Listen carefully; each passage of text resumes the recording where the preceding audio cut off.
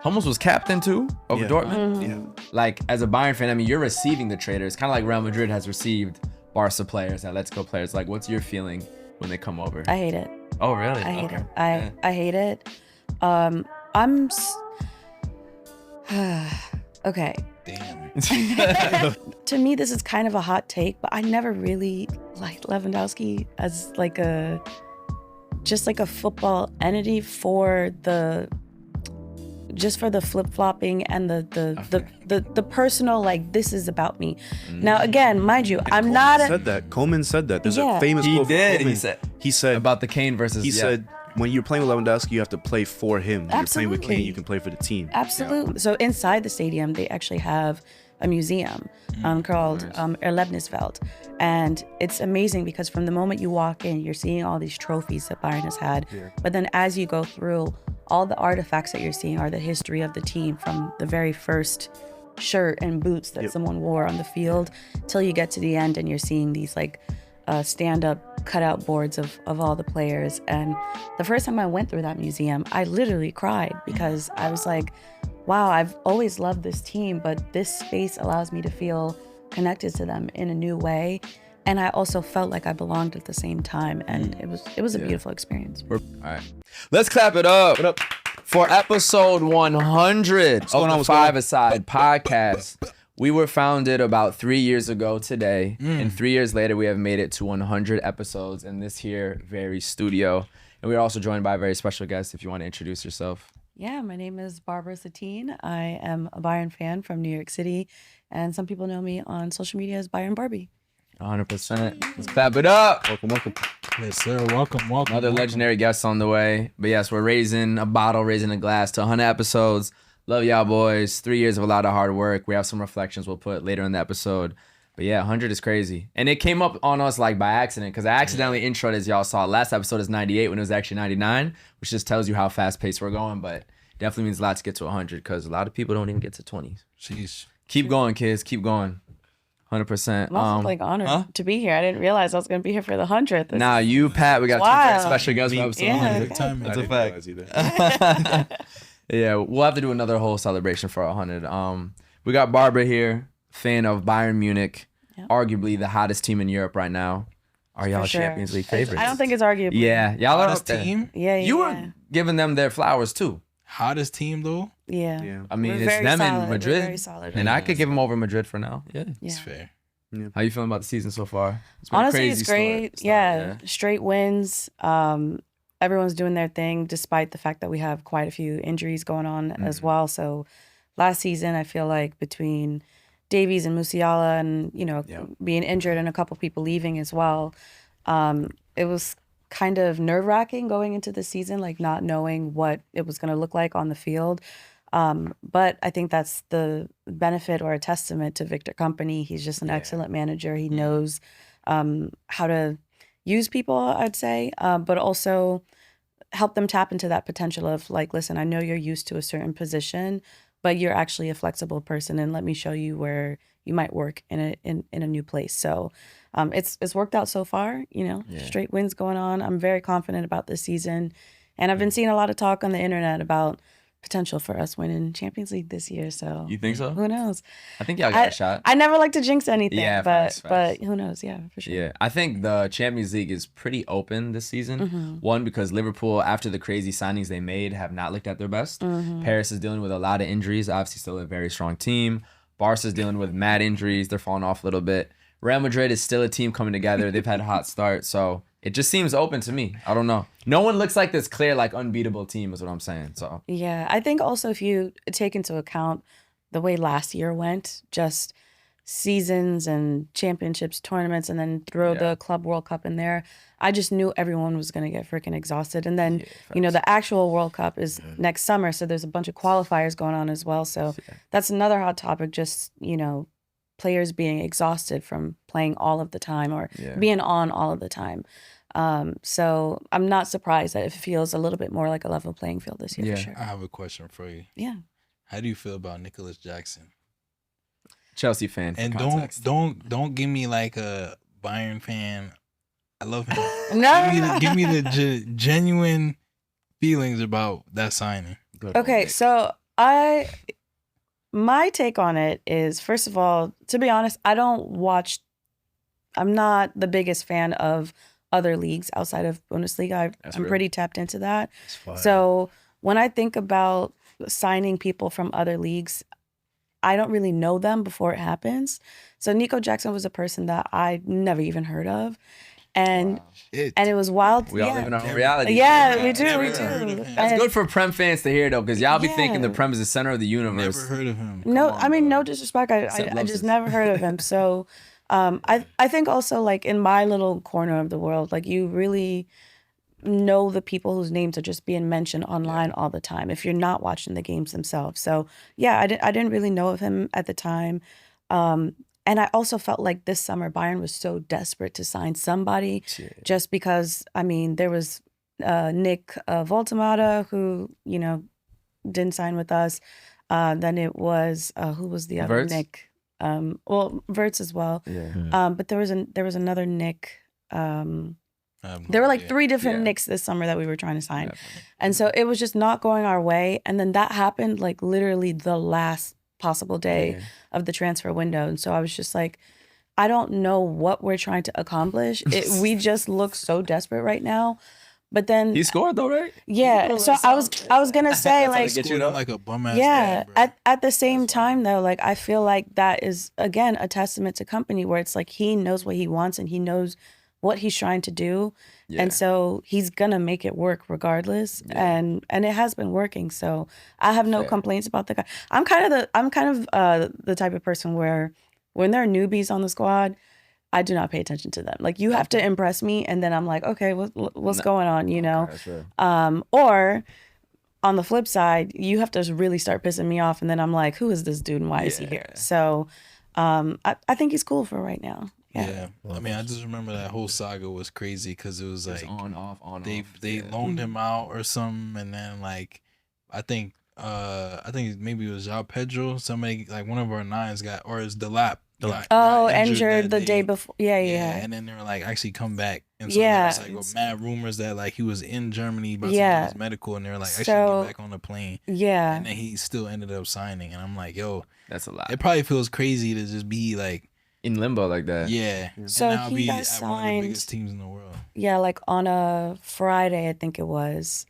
Saturday, flew to Munich, and while he was on the plane, that's when the injury happened in the match. Yeah. And when he landed, everyone was like, okay, this is canceled. We need him to come back. But for my little birdies on the ground, I knew he wasn't going anywhere. He was very much like, I'm here. Why would I, you know? And I knew that, like, once these signings happen, like the medical evaluations and stuff have to happen pretty quickly. Yeah. So all of that stuff was already set up to happen. And I think like that Sunday, which was pretty much the last day of the window, that Sunday, everything was scheduled to happen, but they didn't know if it was, you know, Chelsea was just kind of holding on to it. But I felt like he was very determined. There was some social media post that he had put up basically like, I'm not going anywhere. Yeah. So I felt like he was very determined about it. And that actually was probably the first time I looked into him, and I was like, okay, who is this person? Like, he seems very confident. He seems very like steadfast. Yeah. Maybe a little bit stubborn. I don't know, but in a good way. Yes. So if you know what you want, then you already know what you're going to contribute. Yeah. And that makes me very excited for what you could bring to the team. So he's Cameroonian. Senegalese. Oh, yeah. He's their 9. I'll be mixing that's I was about to ask Seb's experience with the Nick Jackson experience, but that's not you. That's you with Chelsea. Gotcha. That's their guy. I have a question. How do you feel about players like? So we'll start with a player like Marmoush or a player like Ekitike going for players' fees of like 75 million, 85 million plus from the Bundesliga, and then your thoughts on Nick Voltemade going to Newcastle for almost 90 million with only 11 goals scored in a season. How do you feel about that? Because like me personally, I'm shocked and I find it insane and silly. And silly. I feel like there's 2 sides of it to me. One, I think about it as a Bayern fan. Mm-hmm. We are pretty tight with our wallet.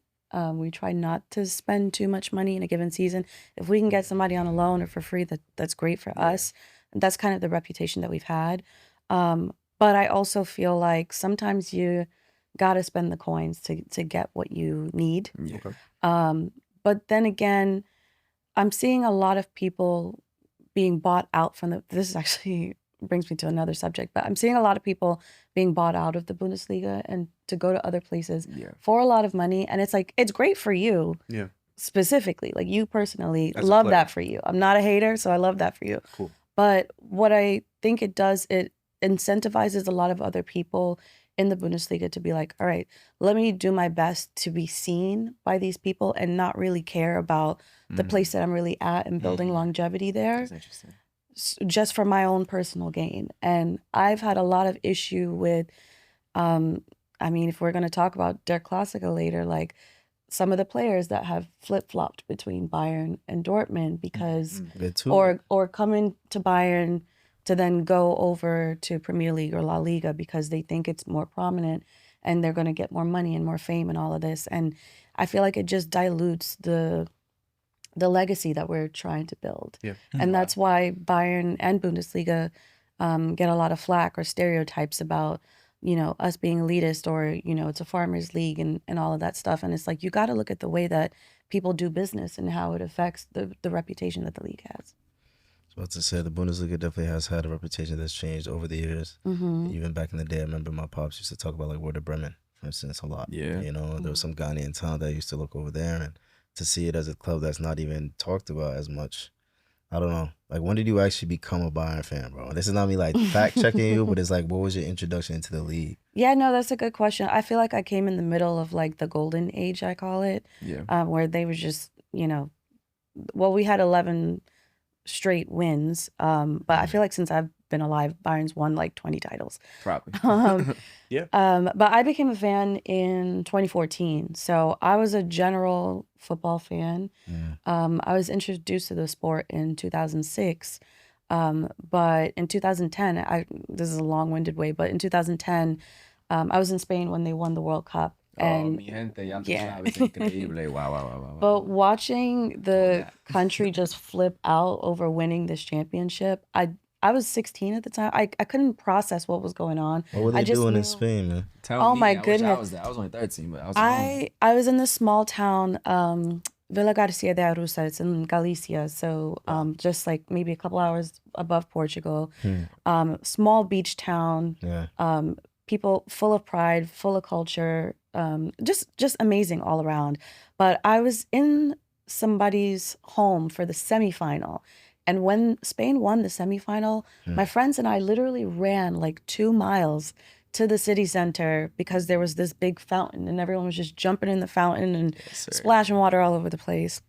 And then for the final, I think How did y'all know to go to the fountain, or did everyone just my friends were like run to it? actual locals in the area, and I don't know if that's just a thing that they do for celebrations in general, or like maybe people were hitting each other up, like running from all over the know. place to a fountain. But in Spain. yeah. I feel like a lot It's of like places. Washington Square Park. Yeah, it's like- yeah, but like a city Outside center is kind MSG, of like culturally around the world, you know, the yeah, Medinas and it's kind of like a Union Square type of deal. Cibeles in Madrid, that's where they bring all the Yeah. trophies, And then for the actual final, I was watching this is crazy. It's a warehouse that was like, on a regular day, it's like a fish market.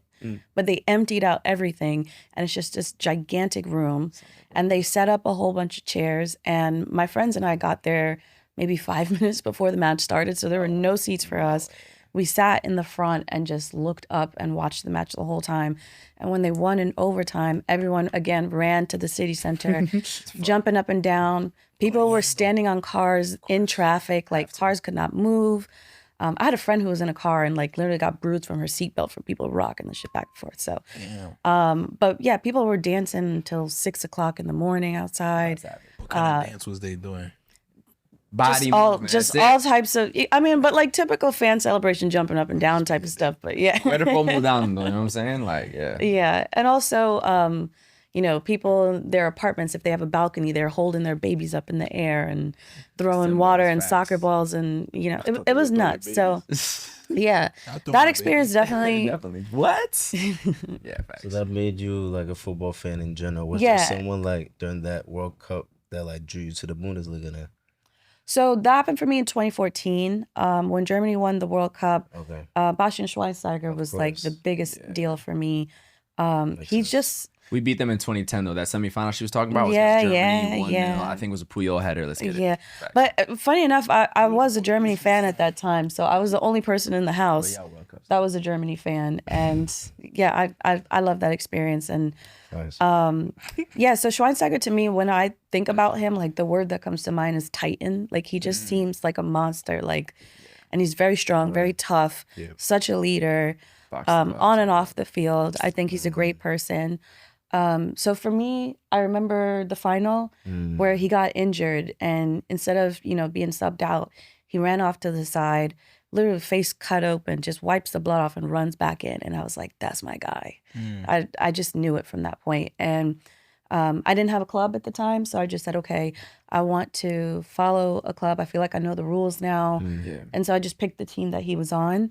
And that was Bayern. And I didn't realize at the time that Bayern was like the biggest thing in the Bundesliga, and pretty much maybe like 60% of the German national team was on Bayern as well. So Listen, yeah, I got very lucky in that You sense. picked a good one. Yeah, I got You picked very a good lucky. one for you sure. got Robin and Ribéry on your wings. Yeah. You Oh missed my the God. 20, was it 13 Champions League? Yeah, I they missed just won that, but yeah. Facts. Yeah, I mean, but we got another in 2020, so I'm chilling. Yeah. Does it count though if there's no fans there? I'm You know, playing. You know, people do that with LeBron's Lakers ring and stuff like that. yeah. I mean, saying People stuff like that definitely is probably why Lewandowski didn't get his Ballon d'Or. That's but a fact, yeah, man. He deserved that. He got That's a robbed. fact. Yeah. Bro. That's He a got fact. super robbed. Yeah. And that's Messi's fault, by the way. for sure. Nah, Facts. bro. That was bad. There's no way he deserved. Yeah, and it's going kind of back to that. We talked about Der Klassiker a little bit and the whole Dortmund players coming to Munich. Like, what is your thoughts on that? How did you feel about Lewandowski coming over, Götze coming over, and all the million other Hummels? Like, Hummels was captain too over Dortmund. Yeah. Like, as a Bayern fan, I mean, you're receiving the Traitor. It's kind of like Real Madrid has received Barca players and Let's Go players. Like, what's your feeling when they come over? I hate it. Oh, really? I hate Okay. it. Yeah. I hate it. Okay. Damn. The deep breath. Yeah. The woosah. So I take the rivalry seriously culturally. Okay.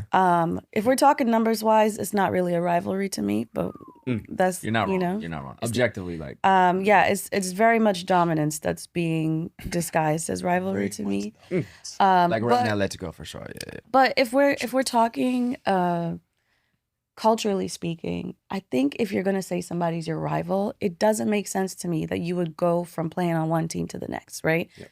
And if I can compare it to anything, American wise, it's like Celtics, Knicks. no, I'm thinking of who was it? Big Papi, who played for the Red Sox. I don't Or- know nothing yeah. about baseball. Do you go to the Yankees? That's a fact. Yeah. I forget. But something like that. Yeah, Red Sox, something like Yankees, that, Celtics, yeah. Knicks. Or I it's got like, you, Lakers, or it's, Celtics. yeah. It doesn't make any sense I to me. agree. Or you're a Giants fan, and then all of a sudden you're Bryce Harper you know. did something like that in baseball. Yeah. yeah. Washington to Philly, right? Yeah. Yeah. It Facts. just doesn't make sense to me to even do something like that. But then the irritation I have is then those people go back to Dortmund again. And so to me, I'm like, I don't even like you as a person because you have no sense of loyalty at all. Like, what is that even about? And then a lot of these people then go and play for other teams or other leagues as well. I don't know. Like, to me, this is kind of a hot take, but I never really liked Lewandowski as like just like a football entity for the flip-flopping and the personal, like, this is about me. Now, again, mind you, I'm not Coleman said that. There's Yeah. a famous He quote from did. Coleman. He said about the Kane versus. He said, when you're playing with Lewandowski, you have to play for him. When you're playing with Absolutely. Kane, you can play for the team. absolutely. play with Kane. Yeah. So Yeah. when I Yep. when I started watching Bayern, like it a was the striker. same year that Lewandowski joined. So I didn't really know who he was, if he was going to be as big a deal. And I'm not going to take it away from him. He contributed a lot to Bayern, and I will always, appreciate him for that. But one thing I noticed in the first couple seasons that he was with Bayern was that Thomas Müller was really our guy. He was like our main striker. And then I started to notice year after year that the focus was on Lewandowski. And if you're, getting stronger, that's amazing. But then when I start to see that formations are surrounding you, and that's not our culture, because the whole Mia San Mia thing is like, we are who we are. It's about togetherness. It's about family. And it's starting to look like Lewandowski and the Pips? Like, what's going on? Damn. You know, so I really didn't like that. And he was going in the media a lot and talking about, you know, where he thinks he should go. And then the Barcelona talk started, and this was years before he got there. And not for nothing, I smiled a little bit when he got humbled after Poland got kicked out of the World Cup. I'm crying. And Barcelona was like, no, thank you. We're not interested anymore. And he had to sit down at Bayern for another 2 years and build himself back up. Yeah. And I just felt like now you just gotta take that on the chin and really be a team guy now, because everyone's looking at you crazy because you were looking at us like, all right, deuces, I'm out, I'm about to go. Yeah. And you're still here. So you got to switch up the attitude or no one's going to enjoy playing with you. Yeah. Harry Kane is very different. Yeah. You know, this is a family guy who came in with that energy. I'm a family guy energy. And sometimes there are certain matches I see where he has an opportunity to shoot and he passes it to the next person. And I'm like, bro, take the shot, you know, because it doesn't work out. But then I appreciate him for being like, listen, I'm an OG in the game. I see a young guy, you know, trying to get his numbers up. I'm going to give him that opportunity. And we win regardless. You know what I mean? So like, so why not? Yeah. So why not give somebody else a chance to up their game for sure? Yeah. Sounds like a lot of just German like ethos and even energy. The fact that you see the team in such like, I don't know, like an entity way, you know, because my first thought process, like even bringing that up, like, you know, Lewandowski's a striker and strikers at the end of the day, you know, the batsmen, they go for their goals. But it makes you even think like the German national team as well too. Would you say that's one of your favorite national teams? Oh, definitely. Okay, definitely. Fair. It's the first one I supported. I have an affinity for USA, but I wouldn't say I'm a big USA fan. But I appreciate them more now because I also see a lot more USA players playing in Bundesliga, so I'm becoming more familiar with them.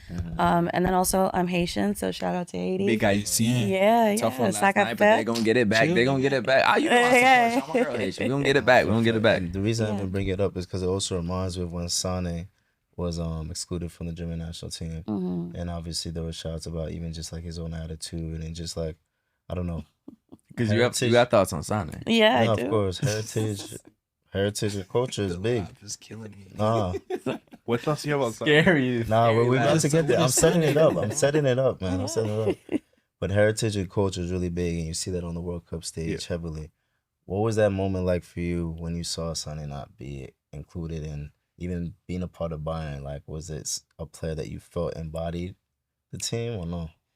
I think managers make the right choices. I'm a person who trusts managers. You know, at the end of the day, they see everything from all sides and they do their best.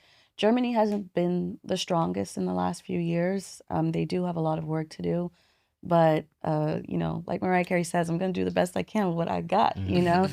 And I just feel like if he deserved to be there, he would have been there. Okay. Same reason why he's not playing for Bayern right now. So Manchester City Sunday? 2017. But you got to keep being Manchester City. Baby. We got to move on. No, I'm talking about back in the day. Oh, like, no, when of course. Oh, I mean, listen. That was probably the best version of him, unfortunately. And I was still am, like, I root for Sane, but, like, he didn't live up to what we thought he could have been. Yeah. No, from that perspective. Yeah. That moment he missed was crazy, though. Yeah. I think, I mean, I can't speak for the man because I don't really know him that personally, but looks overall, his career at Bayern, it's kind of like you're coming off of a Man City and you're on this high of, like, being amazing. Of course. And then you're at this #1 team, right? And there's a lot, positive wise, like there's a lot that comes with it into your life, you know, just the lifestyle that you're living in Germany and all of that. And sometimes I think that people can come to Bayern and then they get comfortable and you might have people around you that are hyping you up like you're that guy when you might not really be that guy, you know what I mean? So it is what it is, and he is where he is right also now. The moment with Galatasaray, the jersey behind Kendrick. I mean, no shade to them. No shade, but even the moment with Mane too was a whole thing too. So the racial thing, that was insane. Yeah, I don't know how true that is, but it always keeps popping up. I don't know why. Yeah, yeah. He called him allegedly black shit in French. Yeah, that's what I heard. Say that in French though. He's Senegalese, right? Senegalese. Yeah. Mane. Sane's No, Sane's, which makes you in like the whole racial dynamic. That's crazy. It's a bit that odd. makes it even I mean, worse. Sane's pops is a dark-skinned black man who played for Senegal. Yeah. So it's just a strange That's what makes story. it so strange. Yeah, man. Don't forget what you came from. That's fucked I up. have a question, actually. Yeah. So I got to go to Munich. Mhm. I got to go to the Allianz Arena. Walking to the Allianz Arena felt like we were in a funeral procession. It was. I it also was went to the very Allianz Arena, yeah. and I'm gonna cut you some slack because he's wilding. Yeah, no. I mean, that's went what to the I same match that you were at. experienced. Right. Yeah. So you also experienced the procession. Yeah, I went to that same match. The energy was definitely off. Okay. Usually when I go, it feels like a pilgrimage to Mecca. You know, Okay. it's really exciting, and you know the energy is crazy, and everyone's just awesome. Yeah. I think that particular match, the weather was kind of weird, and like I don't know. It was also a late game. It's in the middle of Oktoberfest, so I'm also assuming that like a lot of people are like Tired. drunk already, tired. Tourists who are just there, tourists let's as go check out well. Munich, you know what I'm saying? Like, Sure. Yeah, so even before I went to that match, there's a bar in Munich called Kennedy's, and a lot of Americans or internationals like frequent that bar, and everyone was hype at the bar. And a few people I met there, they were like, "Oh, I just bought tickets to go to the Bayern game. I'm gonna go." And I said, "Okay, that's awesome. The more the merrier for me." But if you are not a diehard Bayern fan and you don't really know what the energy is like, of course you're gonna just have your little stroll. But, I asked some of the Yeah. Bayern fans, like, hey, like, why is the atmosphere a little quiet? And this is what someone said to me, a Bavarian gentleman. He said, I mean, in Munich, we like football, we love football, but we don't go to the stadium to support the team in the same way that Frankfurt and Dortmund do because we're going to win. So we're not here to push the team to win because that's not necessarily what we need to do. We're here to enjoy good football because we love the sport, but it's different from a team and a fan that needs to go and push a team to victory. Do you think there's any validity to that as a Bayern fan? I'm honestly surprised to hear that. But again, I think that he has a different perspective as being an actual Bavarian. Whereas if I know anybody in my circle who's going to Allianz Arena, the energy is just crazy, right? So I can kind of see it from his perspective of more like, this is a family-friendly event. I'm just bringing my kids so we can spend some he was a quality father. time. Yeah. it's also one person. Yeah. So I can definitely see that being a perspective for sure. But typically the energy is pretty hype at Allianz Arena, and every time I go, I really do enjoy it. I do think that game in particular was just the energy was weird, but there might be a lot of different factors. Was it into a that. blowout too, like 4-0? Yeah. Yeah. I went to a Friday night match, which was a 3-2 back and forth. That's another thing. That It's on was Friday. really Yeah. exciting. That was really fun. The light show was incredible. The lights on the outside at nighttime in the winter, It's super It's beautiful. it's one of the only stadiums in the world with a pure LED outside light structure. That was incredible to see. The light show inside the stadium before like announcing the players, and I had very, very close seats too. No, I had a great experience at Allianz Arena for sure. I love the Allianz Arena, and I'm tatted up. Hey. But I got Mia Samia on me, and the design that's around it is mimicked after the Allianz Arena, the kind of like grid that it has. And I think it's a beautiful building, it is. and it needs to be one of those like UNESCO World Heritage sites to me, Yeah, no, but it's an awesome place, and I enjoy going there all the time. Actually, the first time, so inside the stadium, they actually have a museum called Erlebniswelt. And it's amazing because from the moment you walk in, you're seeing all these trophies that Bayern has had. Yeah. But then as you go through, all the artifacts that you're seeing are the history of the team from the very first shirt and boots that someone wore on the field till you get to the end, and you're seeing these like stand-up cutout boards of all the players. And the first time I went through that museum, I literally cried because I was like, wow, I've always loved this team, but this space allows me to feel connected to them in a new way. And I also felt like I belonged at the same time. And it was a beautiful experience. Speaking of that, we're about to get into some heritage stuff, but I think the power of football can be shown in your story, a Black Haitian girl from Brooklyn, developing this level of a connection to a team all the way in Germany, both of German culture and Bavarian culture in Munich, and to see how much it means to you. So I think that's just one of the endless examples of how football connects us to cultures globally. So definitely a beautiful story. Before we switch topics, I have two Der Klassiker specific questions for you. Oh, got to. First of all, can you talk to me about Der Klassiker and what your experiences have been like? What is the game? Like, what is the history behind it, and why is there such intensity and rivalry for you as a Bayern fan when you play the boys in yellow? Yeah, so Der Klassiker is the classic matchup between Bayern and Dortmund. And I think that culturally, this rivalry is mostly because people look at Bayern as, or Munich as a big city, and Bayern as sort of this elitist group that has a lot of money, and that's why they win all the time, and X, Y, and Z that I don't care about. And then Dortmund is seen more like, we the people, and I don't know, the energy is just different with their fans. I know that Dortmund fans go hard, so I appreciate them for that, I respect them for that. But if we're looking at the statistics, Bayern wins 60% of the time. And then another 20% of the time, it's a draw. Is that really a rivalry? I don't know, right? So, and like I said earlier, title-wise, Bayern has won 33 titles. Dortmund has 8. Is that really a rivalry? They're trying to catch up, bro. Wow. I mean, you gotta try harder. You gotta give them some time. But that's the crazy thing. long? But that's the crazy thing, right? So Dortmund hasn't won a title in God knows how long, but they constantly are selling their players in order to be profitable. Yeah. What are you doing with the money? That's what that's the part that I don't get, right? Making more money. And so I feel like even though their fans are very passionate about the team, it's like I don't really understand what the culture is necessarily when I'm looking at the players. When we're talking about a Lewandowski and a Mats Hummels and a Mario Götze who are going back and forth between the two, like Lewandowski came to Bayern and scored 26 goals on y'all. And I don't get it. It's actually crazy. I It's don't- actually crazy. I don't get it, That know? is an insane stat. Probably was celebrating every time. Yeah. Doing this. I don't He get it. didn't even hit the. He didn't even hit like- that. He didn't even hit that joint. He was celebrating. Yeah, I really don't get it. So fan-wise, I think that it's a great matchup because who doesn't like having somebody to hate on, I guess. Yeah.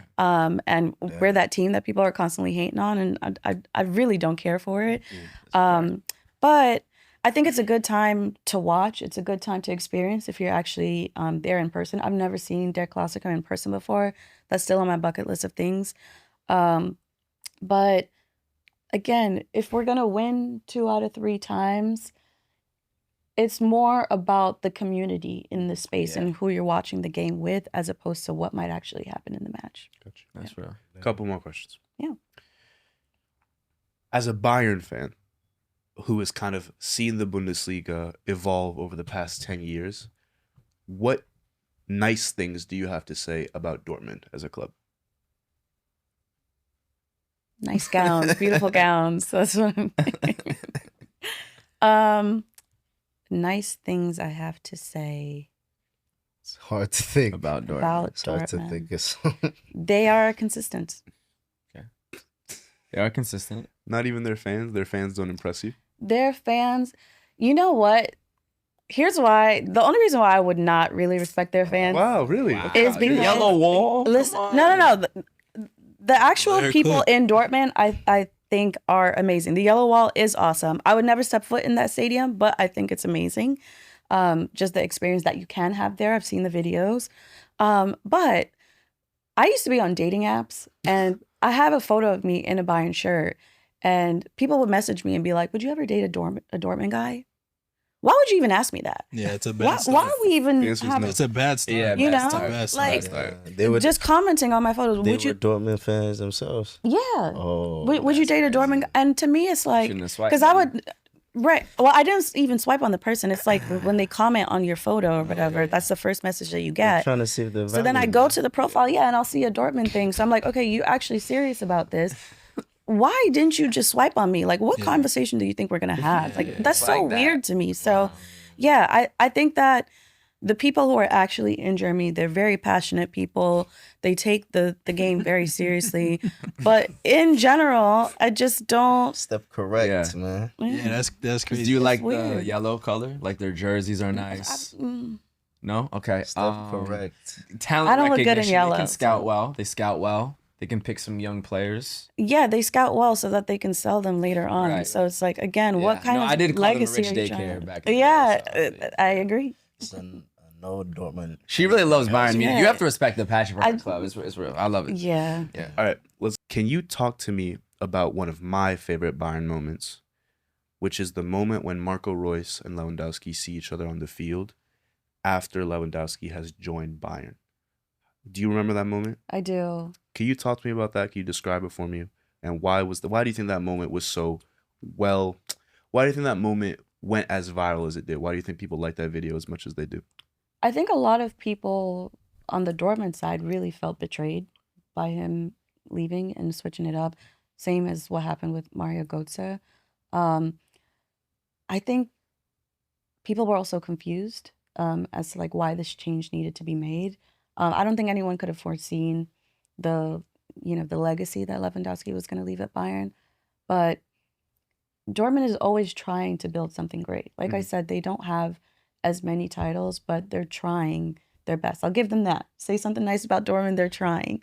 So, yeah, it's just a weird moment, weird energy. It's like when you run into your ex on the street, you know? It's always going to be awkward. It's true. Yeah.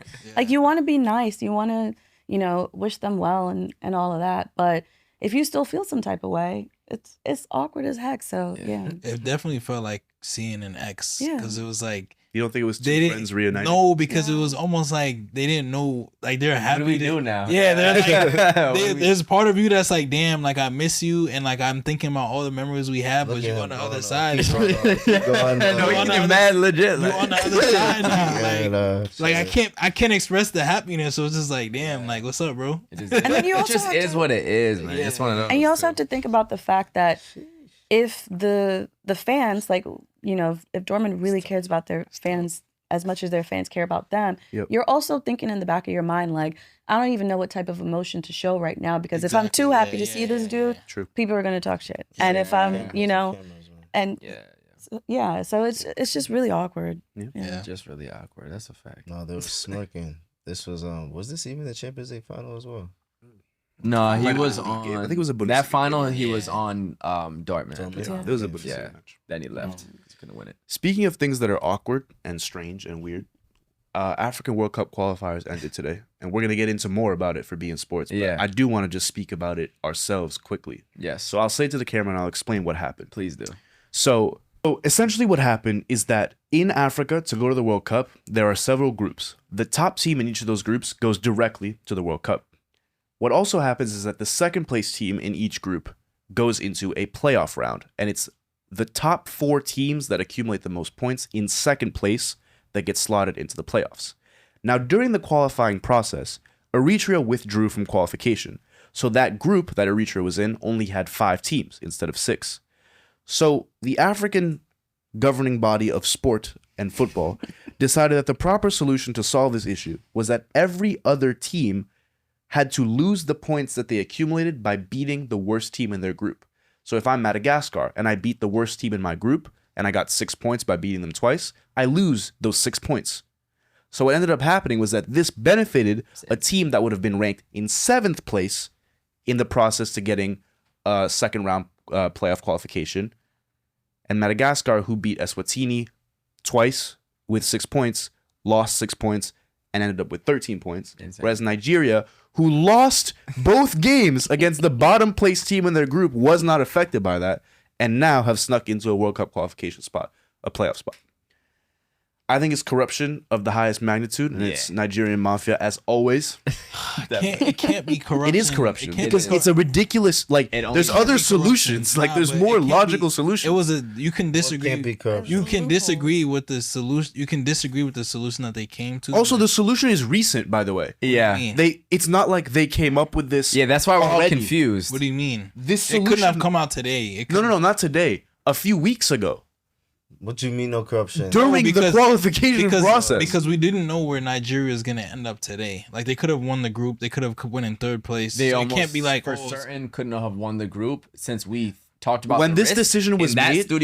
When this decision was made, Nigeria had. They were struggling. Nigeria were struggling, and they had already lost both their games against the bottom team. Corruption is so. This decision was made with that knowledge in their mind. It's kind of insane. It's also it's like a loophole at best. It's an insane loophole because how are you gonna tell me Madagascar had 19 points? But you also have to say what's insane too is that you're deciding which 2 games to take away from me. You could have taken away a loss. You could have taken away a draw. You're taking away my wins. Who says that's the right decision? There just has to be a better way to come to a decision. No, you can. That's all. If Nigeria could have qualified another way, I get it, but that's just insane. Corruption or not, I just disagree with that being the process. I just completely Seb's disagree with that. Corruption's crazy. Just stretch. We've seen corruption's well known in like everything in life, so I'm not surprised. I watched Saudi Arabia. Yeah, bro, it's Nigeria. And I'm saying this specific decision. Them niggas, what? There's also a reason I agree with Seb. I'm saying corruption. Only Nigeria could get away with this. Yeah. Only Nigeria's getting away with It this. could be a cover up for something else. They're not doing this for Cameroon. Most likely. But I mean, I don't need to keep arguing. You think they would do this for Cameroon? I don't think the same level. But they didn't do it for. I don't think they did it for anybody. We didn't know who was gonna end up in these second. The decision happened once Nigeria was struggling. Is factual, based on the information Seb gave on this pod. That is factual. I think the decision happened when Eritrea had to. They did that a long time ago. No, did they not? No, but they have 0 games. I don't know. That I'm not informed. That's a key part, man. That's a key part, though. The timing does matter. But I just think, regardless corruption or not, I just don't think it's fair that you remove my games versus the bottom team as wins. So you're automatically taking away my 6 points. The thing is, somebody was going to have to suffer. It's fair. It's Madagascar. Sorry. Damn. It's nuts. Crazy. Wow. They still got to fight for their spot, huh? Oh, they have to win 4 straight knockout games. Yeah. So what ends up happening now is you have Nigeria plays Gabon, Cameroon plays Congo. Whoever wins that plays each other. Then whoever wins that goes into a qualification process that's happening in Mexico in March. You have to win 2 more games, and then you maybe then you make it. Yeah. Cameroon got it. Cameroon got it. A Senegal jersey right now, but same colors. Cameroon got it. Word. Crazy. Cool. Word. Yeah. Well, thank you for coming on the pod, Barbara. Yeah, you know what I'm saying? We'll have to see how their Classicer goes, but I think we all know what's about to happen. Exactly. TBD. TBD. Appreciate you. It's already written, you know? It definitely is. It's a 4-1. Facts. Shit, we gonna pull this clip up. Definitely. Oh, don't let Dortmund win now. Because we gonna, even though we all said Bayern, we about to clown your ass. Facts. No, I appreciate you, man. Yeah.